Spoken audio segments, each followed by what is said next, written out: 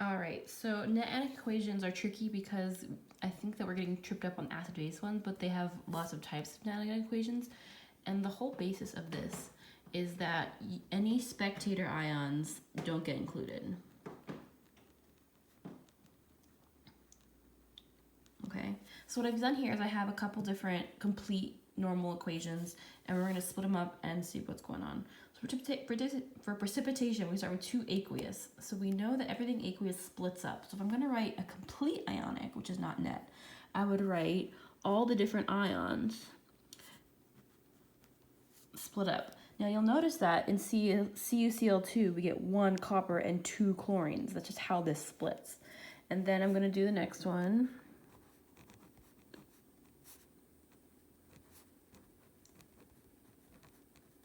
You'll notice that both of these keep this 2. There's a 1-to-1 ratio here, but they both have 2 of them. I just keep the same balancing throughout because it'll be balanced at the end. And then I do the other side. This 2 comes from this 2 here. And then this part stays together because it's labeled the solid. This is our precipitate. So whatever is your precipitate stays together, not split, okay? So then what we have is a bunch of ions split apart and then our solid. So this is how all precipitation reactions will go.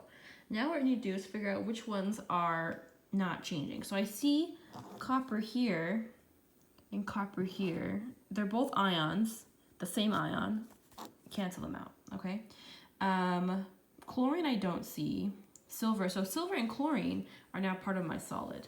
So they did change. But my acetate ion didn't change, so this is going to go away. So now I can rewrite with just the things that are left. So I'm going to have the 2Cl minus plus 2Ag plus, making 2AgCl. Now you'll notice that it is still balanced, but it's not simplified anymore, so we don't have to include these 2's here. A shortcut for precipitation reactions only is that if you know what the precipitate is, it's basically just putting ions together to make the precipitate. This will always be the net ionic equation format for precipitation. But if you're not sure, write out all of the aqueous things and anything not aqueous stays together. Okay, so that's for precipitation reactions. Acid base is a little bit different. Acid base, you do have to think about strong or weak. So HCl is strong. The things that are strong split up. But this whole reaction is balanced already. So I'm gonna keep that balancing. I'm gonna have 2 H's and 2 Cl's.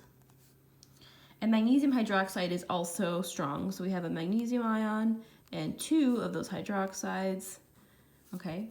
For acids and bases, the key to remember is that the water you're making is always a liquid. Okay, so that's never gonna stay split up. And in this case, this is aqueous. Okay.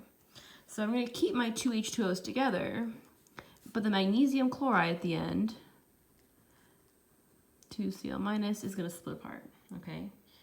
So we have our strong acid, strong base split up, water stays together, and then our salt split up, okay? Now let's go check what things have changed. Chlorine's staying the same, so we're going to get a chlorine, magnesium. And what I'm left with, for every strong acid, strong base, I'm always just left with hydrogen, hydroxide making water. And I can simplify just down to this.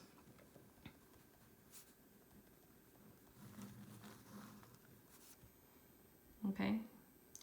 Now, we don't usually see the strong acid, strong base one because it's the easiest. So let's look at a weak acid, strong base one, okay? This is a weak acid. So even though this says aqueous, it's not really aqueous. It's really just staying together. So I'm going to keep this whole thing together.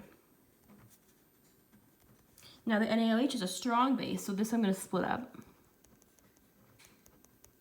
Okay, and now let's do our products. H2O always stays together. And then we're going to split up this salt because acetates are soluble and so are alkali metals. Usually the salt will be soluble. They don't usually give you precipitate and acid base at the same time.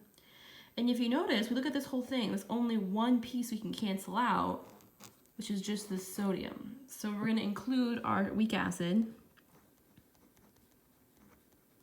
and the OH minus, and we're going to make H2O and acetate. Okay, so this would be the net ionic equation for this reaction. Not a lot of stuff cancels when you have a weak acid or a weak base. If you have a weak acid and a weak base, pretty much nothing will cancel. Cool. So we have precipitation where it's always just making a solid. Acid base, you got to be careful. Things that are weak stay together. Things that are strong split apart. And then you just got to check on both sides what's canceling. Ionic compounds, most of these, especially when we're using like strong acids and bases, they usually will be a soluble salt at the end, almost always. Because the strong bases, NaOH, LiOH, they have alkali metals, so those are always going to make a soluble salt. And a lot of strong acids have a halogen, and those tend to make a soluble salt. So usually that salt at the end is going to get split up. And whatever ratio that salt has is going to split up in that ratio. Just like up here, when I have 1 copper and 2 chlorines, I get 1 copper ion and 2 chlorine ions. Okay, last one is redox.